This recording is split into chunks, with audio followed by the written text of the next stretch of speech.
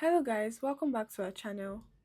I'm going to be showing you today how to change the language on your Quotex account using the web version on your PC. So you're going to go ahead, open up your web browser and then log into your account. Alright, once you're logged in, you should land on the home screen of the Quotex website. Now, look out for the gear icon at the bottom left of your screen. You click on that icon and this opens up a settings panel. Right at the top of this settings panel is language. If you've seen our previous video on how to do this on mobile, you'd quickly recognize this. Now, click on language and you'll now see a list of available languages. Once you click on any of the languages on the list, the app will immediately switch to that language.